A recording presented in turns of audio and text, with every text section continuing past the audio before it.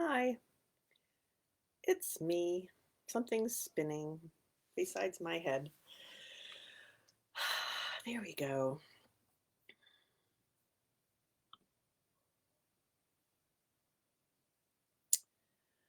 I don't know. Hi, it's me. Long time no see.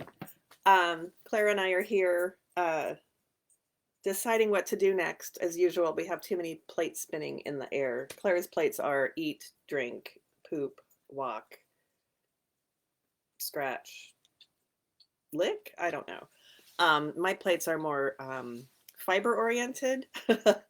uh, So stripes, yeah. Technically, I just wrote this. Technically knitting is technically a series of stripes all on its own, right? Because you work a row across and then you work a row back, unless you're doing something goofy like short rows or freeform knitting. But so really, it all breaks down to stripes. But I've been on a stripe kick lately. If you've been following along with the woven art zoom along, um, we actually are in our second month of stripes because I ran out of ideas for themes or monthly themes that we don't really stick to. We just pretend. Like if you can come up with if you want to work on anything you want, it has nothing to do with the theme, but you tell a story that plugs it into the oh, thanks, Fran. Missing your Monday night rambles. Well, this is already a ramble, so I have no script. I'm just going for it.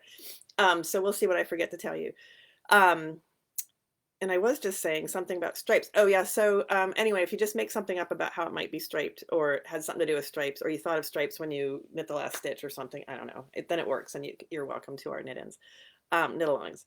Wednesdays at noon at Woven Art. Nothing to do with me right here in my house though. So what do you want to know first? So tomorrow, hi Diane. Tomorrow I am knitting. So not well, of course I'm knitting. I've started teaching from the Zoom studio here, which is right there. Do I want to show you? It's very messy. Whoop. There's the Zoom studio, lights, camera, action. Um, yep. So over here's like the seated studio, and that's the standing up studio. So very exciting. But I've started teaching on Tuesday nights. I think April is the beginning of that. And tomorrow is Tuesday night. Tomorrow night is Tuesday night. So tomorrow's class is, guess what? It's on stripes. Who knew? And I actually haven't written the note. I've taught it before, but I always tweak my classes, trying to make them better or easier or smoother, more efficient, maybe of your time and my time. And I'm pretty sure this used to be a sample for a stripe class, and we did all kinds of goofy things with Fair Isle and Intarsia, but that would be more than the 2 hours that we have tomorrow night. So I think I'm going to stick more to less. One thing we're going to talk about is masking, either getting rid of entirely or at least masking the jog that you can get at the beginning of or end of a stripe of color. We're also going to talk about multiple row stripes and single row stripes, when you might want to cut your yarn or when you can carry it up for your multi-row stripes, and then ways to do single row stripes so that you don't have a little jog at all. Pretty cool. And hi, Tracy. And we're going to do both flat and in the round. So I think the homework is, I don't remember, cast on in the round so that you're ready to go. But we're going to do some flat and some in the round knitting to figure out ways to get rid of jogs. Hints, some of them are tricks, like party tricks. Some are super useful, some you may never use, but that's happening tomorrow from 6:30 to 8:30 Eastern time. There's information about it on my website, sarahpeasley.com, which I guess if I was a good whatever I am, I could put that in the, not if I don't spell it right, sarahpeasley.com. That may or may not have just gone out to the world. Yeah, so there's information about that. And then I was just putting together some more. There it goes. It has my boots. I wore those today. Um, I'm just putting out some classes for May. I think I'm going to do reading your knitting and mistakes first. Um, just some basic how-tos, confidence building, which I decided is my thing. Um, and then I think I'm going to go to some techniques, the tried and true technique classes I've taught before, because there's some people who haven't taken them yet. So Intarsia, Fair Isle, Cables. Um, and then I think we're going to, I have a series of classes. I broke them up to do, and I've done some for stitches. I've got a stitches coming up too, I'll tell you about. Hi, Sharon. Um, so I have a series of classes that I'm really proud of, and here's what they are. And I'm not sure I'm going to do it. Maybe I'll do it before those other ones. I don't know, because I have to watch when I'm teaching for stitches, and I don't know. I don't know what's on the schedule for June yet. Um, anyway, it's a series of classes to help you. Well, here's what they are. You can decide what they'll help you with. One of them is building a schematic from your closet. And if you've taken any of my sweater design classes, you know that I'm a big advocate of taking something that fits you already and sort of replicating the good parts in your knitting so that things fit you really well. And so that's one. And we're just going to make a schematic and talk about different things you might want to try to recreate from your wardrobe or from a catalog picture or something, and how you would draw out the schematic and take the measurements. It's just a schematics class. And then schematic is that little cartoon of the sweater or the whatever that you're making, by the way, the outline drawing, in case you didn't know that vocabulary word, schematic. And then, you know, I just wrote them down. Should I maybe read from the list? That would be a good idea. Oh, I forgot. I'm also going to put in, rambling, also going to put in stretchy bind-offs next week, actually, Zoom. It's May already. And when I was teaching all the other classes in April, I realized that stretchy bind-offs would be a good addition to those. So that's going into. Okay. Making a schematic from your closet, and then accurately measuring your gauge. Just a class on measuring your gauge. So we'll talk about doing a gauge swatch, but in relation to stitches per inch and rows per inch, which is not the only thing that swatches do, by the way. I can go on for days on swatching. And so we'll do, you'll have some simple swatches for homework, and we will count the stitches in rows. We'll talk about counting them in different stitch patterns and how important they are or are not. They are, by the way. Doesn't mean I always do a gauge swatch, just FYI, but you know, you can make an informed choice of when you will and when you won't. You should. I should. Anyway, and then also a blocking class. Blocking's good. That goes hand in hand with swatching. And also another swatching class, swatching for fabric. So we'll talk about fibers, different types of fibers, and how they, the kinds of fabric that they make. And it'll also be like a yarn substitution class, because we'll say, you know, I want to make this thing from, well, see, here's my goal. I want to make this thing from my closet. So here's my schematic, here's my gauge swatch, and now I need to get, well, I guess we would do fabric before gauge, wouldn't we? So I want to recreate the fabric, the drape of the fabric it's made from, or the weight of the fabric it's made from, or I don't like the fabric it's made from. So you can swatch for fabric as well as for gauge. So I'm going to just get my pen and draw a little arrow, and we'll do fabric before measuring. That would be a good idea. Fabric before measuring. And we'll see if I know what that means when I see it later. Probably not. That's okay. So that's my thought process, is that I would do some easy confidence building classes, like the reading your knitting and the mistakes class. Maybe I should throw weaving and ends in there too. I just want to teach you all the things. So you have to come to my house every Tuesday. Come to my house every Tuesday. Excuse me. And I can teach you all the things. And then we'll do techniques, and we'll do the building, the design skills.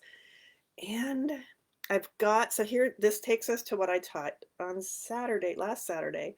I'm in the middle of 2 sweater classes. One is a Fair Isle vest. I've shown you that one before. I'm doing the colorful version of Denise Bell's Killabrew vest. Her versions are either 2 colors or 2 colors on a pop, which makes 3 colors, by the way. And I went full rainbow on it because I have lots of leftover yarns of the right weight that are in all the colors. And it's making me very happy, as well as all the other projects I'm working on. So I'm flitting from project to project. And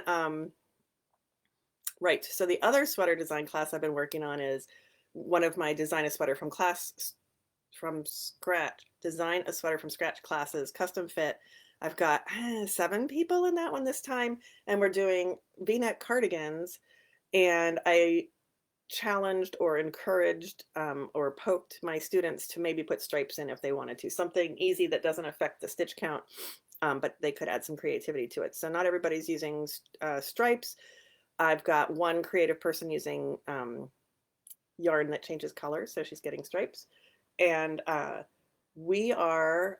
shown you mine before, but I'll show you.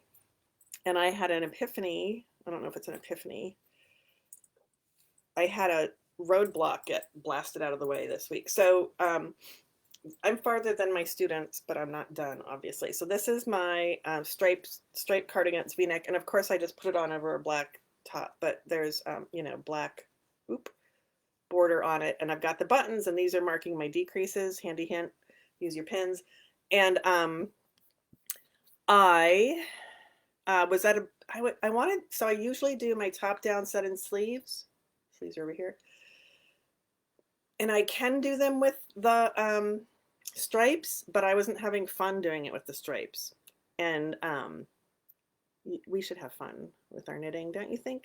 So I was going to do a separate sleeve, set in sleeve, and sew it in, which is, see, the reason I teach the top down set in sleeve class is because I don't like to sew and set in sleeves or to design the goofy sleeve caps. So on Saturday night, after I taught the class, we did we had done the sleeve shaping, the sleeves on the other side, sleeve shaping on a previous session. On this session on Saturday, we did the V-neck shaping. So they're going to town on their fronts, getting their fronts done, which means I have to come up with a plan for the sleeves. And so that night, I just sat down and reverse engineered my top down set in sleeves, or maybe I re-engineered it because it's the same direction. So I'm going to do top down striped sleeves that are as if, knitting should be fun, that are, okay, so it's my top down set in sleeves, but it's not picked up and worked down, it's just cast on and worked down. So I did the math, and then I did the math again, and then I did it a different way, and I kept getting the same numbers, and I was like, oh, yay, it works. So I don't know if it works because I didn't do it yet, but that night and the next night I did my sleeve, whoops, that's the top. So here's my sleeve cap, right? And it's going to plug in right here, and look at that. Well, I need another hand, so I don't have it. Oh, there you go. The stripes are going to match up, which was the whole idea, right? But so we'll learn to sew in the sleeve, which is something I don't usually include, but it'll be really easy the way this is done. And we'll do the math for, anyway, you can't take the class because it's already in progress, but I'm excited because I figured it out, and I'm finally going to finish this sweater because it just needs sleeves and buttons. It always takes me a while to put the buttons on, but I will teach the classes again. All of them. I try to do a different version each time, but I was particularly excited that I figured out the sleeves this time. I mean, I already knew it, but I made myself do it. So that was a big girl thing. I pulled up my big girl knitting panties, and they don't have knitted panties, by the way. But I did the thing. I figured it out, and I was like, well, that can't be that easy, and so I did it other ways, and it kept coming up to the same numbers. Math is amazing. So that's what I did last Saturday, which was, what, 2 days ago. That's way back. Yeah, so I want to get some more sweater design classes on the schedule. I love teaching them. Everybody makes amazing things. And I just hope it sets them free to like alter patterns going forward, or decide, well, empowering and confidence building. That's what I want it to be. Okay, so yep. Oh, so what I've got on my needles right now, besides all the things, I already forget what I was going to tell you, is I was looking, so I work at Yarn For You. No, I don't work for Yarn. Well, I used to work. I used to teach at Yarn For You. That was a million years ago. Wow. Woven art. Yeah, that's what it's called. Hi. I was being shop girl one day. I was standing behind the counter. Somebody, I think they were looking for a simple, I don't remember what I was doing. I was searching on Ravelry somebody wanted a simple cardigan that used fingering weight yarn, maybe. I don't know. And so I just typed in fingering weight cardigan or whatever, a couple of the categories in the advanced search, which is amazing. I probably said knitting. I probably said, fingering weight yarn. I probably said, not to be confused with fingerling, which is a potato. I'll just tell you that right now. I probably went down and said easy and whatever the next thing is besides easy. Anyway, it brought up 1,000, 2,000, 8,000 things, but the very first picture was this gorgeous sweater, which I can't show you. Oh, here, I'll bring it up on my, I don't know how to work the Facebook Live with sharing. I think I can't, so I'll just bring it up on my iPad. What a loser. Okay, is it already open? Yes. Look at that. Okay, so I'm going to turn my iPad around and show you this beautiful sweater. Boop. Oh, with my windows. There we go. So that is called, oh, and when I'm getting a message, hold on. All my emails coming in. I'll wait till all my email comes in. So it's by Joji Locatelli. I was schooled on how to pronounce her name by the Antonio from Malabrigo, except he used a lot more of his throat when he did it. Joji Locatelli, because I was saying Joji or Joji, which I think a lot of us do, but it's Joji Locatelli. It's called Elton. I don't know if there's a story behind that. Hi, Elaine. And here's the sweater, and it's just simple and elegant and monochromatic and yet visually interesting. And I don't even remember. See, I don't even remember what I was looking up for the customer, but I went and maybe I never talked to her again. I went and picked out yarn and I cast on that night for my own Elton. So I tried to take a picture of it today, and it's beautiful yarn. And I'm sure I've shown it to you before, but now it's on better needles and I can really show it to you. But it uses Quince and Company. Let's put it in the middle. Tern, which we don't have a lot of, and it's in the sale bin. There's some other colors, like I don't know, a pale green, a pale-ish pink, and maybe another one. And I think I bought all the Tern. This is called Tern. It's an inky blue. It's wool and, well, what is it? Let's tell you what it is before I just make something up. It's wool and silk, 75% wool and 25% silk. And you can kind of see that sheen from the silk in there. 25% sheen from the silk. So that's my main color. And it's actually, so fingering weight. It's a fingering weight. So any fingering weight. Any. So sock yarn. Not fingerling though. Why? Because that's potatoes. So it's a little bit beefier fingering weight, but that's okay. And then I don't have a full skein, but I have the sort of matching color. It's a little bit different in Farmer's Daughter, Mighty Mo, in a color that I can never, oh, there's another one of those things. I keep losing them. I love those.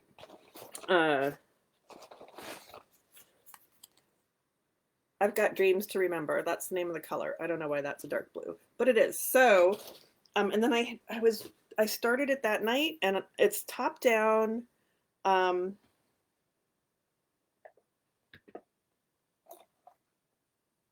that's the pattern, so I don't have all the pictures. But it's top down from the back of the neck down. It's drop shoulder. You can see that. You can see the shoulders way down here. It's got a lot of ease in the body, and but because it's fingering weight yarn, that just makes it kind of really drapey and beautiful. So it starts at the back of the neck, and there's some short rows, so you get some shoulder shaping. And they're, I think they were just wrap and turn, which is what I learned first. So that's my comfort zone with short rows. My dog is getting restless because it's almost dinner time.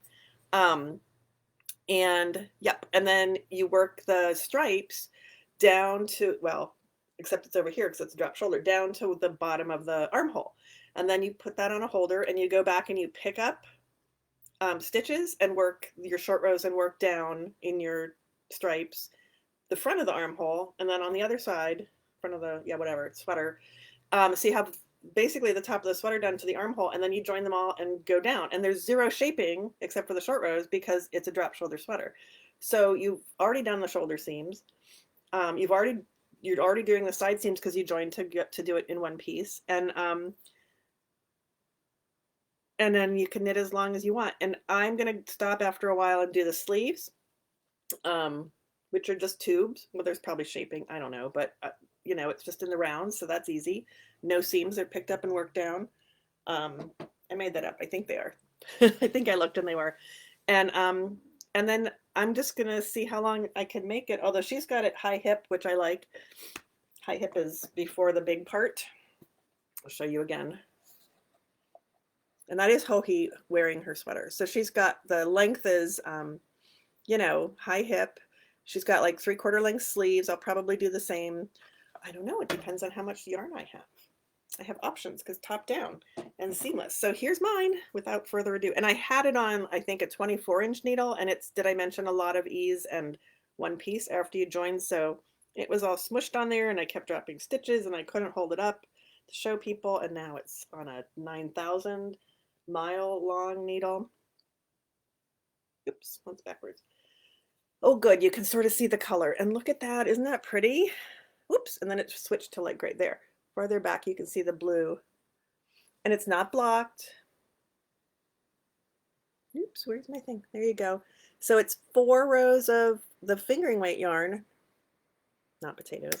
And then, did I say yards? 4 rows. 4 rows of not potatoes, and then 4 rows of the fuzzy stuff, the good stuff. So, sorry, the other yarn is the Kid Silk. No, it's a silk and mohair blend from Farmer's Daughter. And it's the same blend as, the same percentages of silk and wool as Kid Silk Haze. So you could use Kid Silk Haze. We also have, because this is, I'm always shop girl. There's also, we also have, is it called Rosa? The fuzzy one from Yoshi and Lucy. I forget which is the, or is it Mercedes? It might be Mercedes. Anyway, the silk and mohair blend. So between those 3 brands of the silk and mohair that we have and the 9 billion skeins of fingering weight, I'm already wanting to make like all of them, like all the colors. And as a matter of fact, I may just do that because I purchased, I'm just going to hold this bag up. I purchased a bunch of, well, no, I'm not. I am. But I purchased, how many times can I say that? A bunch of this spinny yarn from, I don't know, Isager, I've heard it pronounced, but I don't remember what it was. Yarn. You know, most of my yarn is from the sale bin, sorry. So we don't have this anymore. But it's basically, it's a lace weight wool, 100% wool. And I may double it to make it maybe a fingering. But I bought it in a rainbow of colors because I could. And then I also, if you noticed in there, bought, not that, I didn't find that one yet, but like I bought, oh, and guess what? I already wound a lot of it. I bought it and then I bought mohair to match, and I don't know what I'm going to do with it, but I've got like, what, 6 or 7 colors of the spinny, and then I'm working on 6 or 7 colors of the, yeah, so orange, yellow, mohair, and then I don't know what I'm going to do. Let's see. Let's do the rainbow, shall we? I'm in charge. Red, Roy. Here's Roy. Except I don't know. I think that's Roy. It might be backwards. Roy. G. And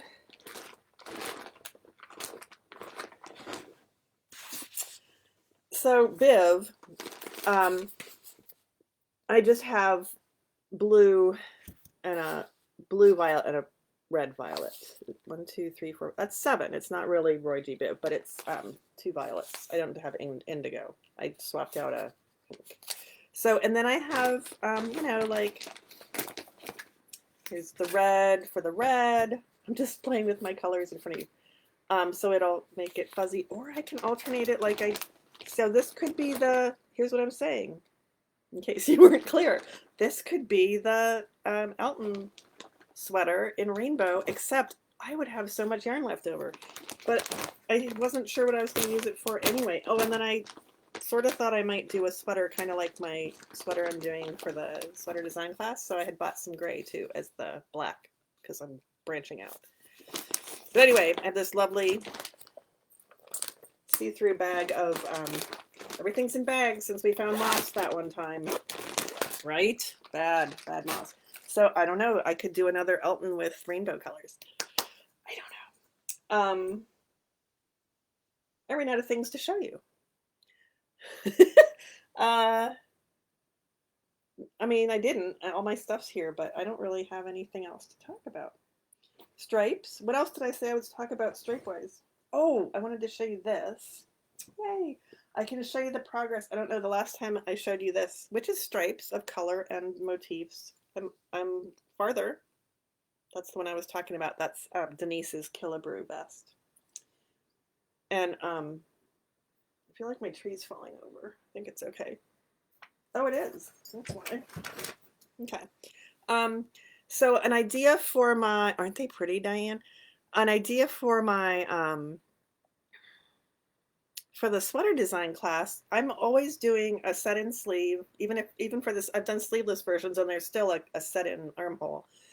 But I have this sweater it came across recently. You want to hear the story? I'll tell you the story because I'm running out of things to say. Back in the day when Davidson's Old Mill Yarn was down in Eaton Rapids, and there may or may not be, I think that somebody bought it and it was called maybe just Old Mill Yarn or something, and then I don't know if it's still there or still called, anyway, it was down in Eaton Rapids.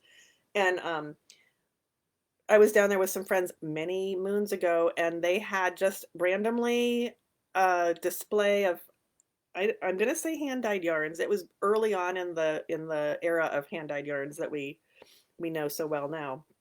And I bought 2 big hanks. And one of the big hanks was, well, let's do it this way, was this beautiful blue purple, which, you know, whoops, I can't get over this backward stuff. Nope, still did it wrong. Okay, the blue purple, right there, right? And then the same yarn with a white something or other, God, there, nope, there. So it's the same yarn, but with, I don't know, it's a white something or other. Labels might exist somewhere, but I don't know. And I bought 2 big hanks and tried to design a sweater using the 2 big hanks. And I had equal amounts of yarn. And what I learned is multicolored sweaters, like 2-color sweaters, do not use equal amounts of yarn. There's always a dominant, more prominent, the main color and the contrasting color, which might be used a lot, but it's usually not a 50-50 split. But I wanted to use all the yarn. So here's what I came up with. Long story long. And I had pewter toggles on, and I, for some reason, took them off, so it doesn't have any closures on here right now. But it's basically, well, I'll show you the back. It's basically blocks of those 2 yarns. Isn't that pretty? And when I was done, and then it has sleeves, and this is a drop shoulder sweater, so it's not a set-in sleeve. Here's the front, right? There's the front. And then here's the sleeve that just comes out of the side. Whoop. And it's just the blocks didn't change size. I just made them into, you know, they're just partial blocks on the bottom to get the shaping. But it's a drop shoulder sweater, so it's one of those. And when I was done, I chose the one without the white in it, and I I did an I-cord border, which I really liked, but I wasn't smart. I wasn't experienced enough in I-cord to know how to apply the I-cord as I went at the right rate so that it didn't pucker or whatever. So I knit miles of loose I-cord and sewed it on by hand, which I might do again. It worked. It worked great. It lies nice and flat. But yeah, that might not have been the best choice. And I could have done anything, but I just chose to do I-cord that month. So anyway, this is intarsia, but it's very simple because it's just straight up and down intarsia. And then when you change this way, you just put down one yarn and use the other one. So it's boxes. And I was thinking, I wondered if anybody wanted to knit this along with me, and I could do an updated version, all one piece, no sewing. Um, well, not one piece, but it's no sewing, drop shoulder, which I hadn't done before, but playing with pretty yarn. So that's an option for down the road for a um, another sweater design class. And then I can justify having the sweater hanging around for however many years it's been. Um, yeah, I mean, yeah. um, I got nothing. Anybody have a question? So technically, this is stripes in both directions, right? Up and down and side to side. See, that's the kind of story we look for. If you can tell a story like that and make it turn into stripes, you are a powerful person. I'm looking around for something exciting to show you. I have nothing. And I don't see questions. So it's been, oh, look, it's exactly half an hour. That's short for me. And I'm going to go ahead and sign off. If you watch this later, you're welcome to, oh, well, yeah, Fran. Okay, so Fran's asking, do you have a class to take your schematics class through to a finished sweater? That's the sweater design class I keep talking about. And every time I teach it, it's a slightly different version. Well, that's tomorrow, Diane. Tomorrow night, 6:30. Go sign up on my website. Um, my sweater design classes are I try to stick to a shape so that we're all doing kind of the same sweater. So it's been a pullover, it's been a cardigan, it's had a round, a crew or round neck. It's had a V-neck. It's been sleeveless. And it's usually set in sleeves because that's something that people need more help with. How about that? Than like a drop shoulder sweater. Um, and I want to do raglans and yokes someday, but I haven't designed enough. I've tech edited 1,000 of it, more than 1,000 of those, but I haven't designed them from scratch yet. So I'm working on that. Oh, that's what I thought I was going to do with that spinny, my rainbow plastic bag of my plastic bag of rainbow yarn was I thought I was going to do a raglan, but then I knew I'd have a lot of yarn left. No matter what I do, I'm going to have a lot of yarn left over. But anyway, that's what those sweater design classes are. So this time we're doing a yep, set and sleeve, cardigan, V-neck, and because I did one where you had the option to do a V-neck or a round neck, and it's too hard to have people doing different things in one class. So and we some of them were mine's longer and it has A-line shaping, so we just kind of went to town on this one. And then if you wanted to put stripes in, you could. I do too. I like a set and sleeve to wear as well. So we start with, here we go. We start with something from your closet that fits well, so we can get information about, about armhole depth or the width of the chest or the length of the body or the length of the sleeves or the width of the neckline. We take the measurement of your shoulders because that's an important one when you're making a set and sleeve. We want that one to be accurate. So you actually take that measurement. That's the only measurement you take. Everything else we're measuring from your closet. And then or sometimes you're like, I don't have anything that fits me well. Well, that's important. That's not important. Well, that's helpful too, because I have this sweater that's I'm making this up. I have this sweater that's always a little too tight or always a little too big, or the sleeves are too short or too long, or I always tug the body down. And that's stuff that that's data that you can use and add those 2 inches or subtract the 2 inches and get good numbers from that too. So even if you have stuff that doesn't quite fit right, we can make something that fits really well. Yeah. So that's the schematic part. And then I make you do gauge swatches. You can pick any yarn you want and you get to determine what the gauge is. Yeah, you're the boss of the fabric. And I haven't let people do stitch patterns yet, because then we have to add the math for allowing a stitch pattern, and I'd rather focus on the math of the shaping. And we do I like to do my top down set and sleeve, so that's part of it usually. Although because I wasn't having fun, right?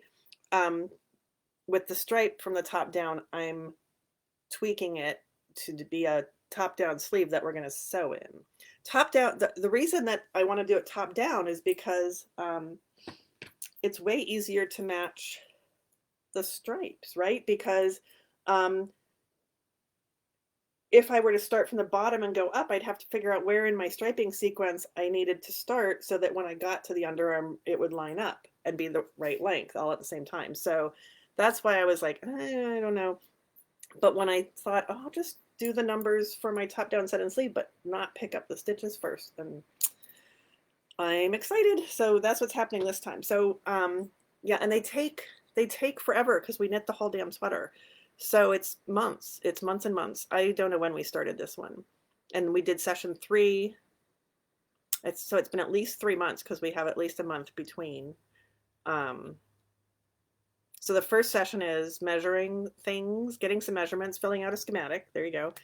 And talking about yarn. We haven't maybe purchased the yarn yet or dug into our stash yet. I talk about swatching, getting accurate gauge swatches, measuring them. So see, it's like all those other ones put together in one class, but it's a big, long class. And then when you come back the second session, you have started the body and worked it all the way up to the underarm. So you're paying attention in the first class. Have a lot of homework. So I think we had 2 months off between the first 2 sessions. And then the third session was armhole shaping and finishing. And then your homework was to do that for the back, or do that for the back and finish the back. And then this time this Saturday, the 4th session, we did third session. I've lost track. This was the 3rd session. Yeah, right. Second session is armhole shaping. Third session is neck shaping. And I declared an emergency session for this Saturday because because I can. Because when I figured out the sleeves, I'm like, you don't have to have finished the fronts with the blah blah blah with the neck shaping and the armhole shaping. I can give you the information for the fronts, and you can knit at your leisure then until the next class, which then we have a long time and you have a lot of knitting to do. So it's like, I don't know, a 6 month process. So Fran, if you're still here and aren't dozing off from my rambling, that's the whole package. And so that's a big commitment. And my hope is that my goal for that is that not only are you smarter about, thanks Liz, not only are you smarter about making things to fit you and why things don't fit you, but then you can take like a store-bought, a commercial pattern that somebody else designed, and you can tweak it to put in your own shoulders or your own armhole, or you can make it fit you better. So yeah, so, and that one's hard to put on the schedule because it's a million sessions. It's like usually 5 sessions. This one might be 6. I haven't decided yet since I changed my mind on the sleeves. And I've been doing those on Saturdays, and I don't have any free Saturdays until, I don't know, 2030. That's not quite true, but yeah, so that's that.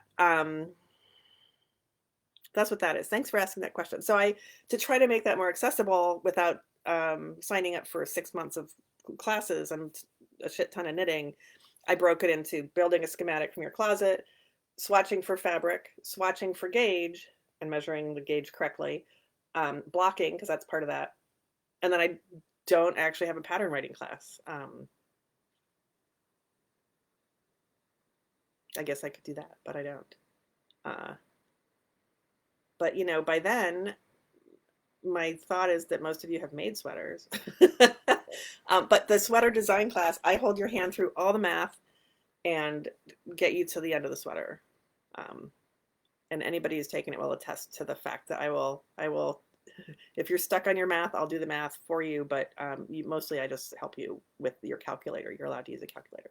Okay, thanks for asking that question. Yeah, I've realized that one of my big goals as a knitting teacher is to empower and build confidence, and steering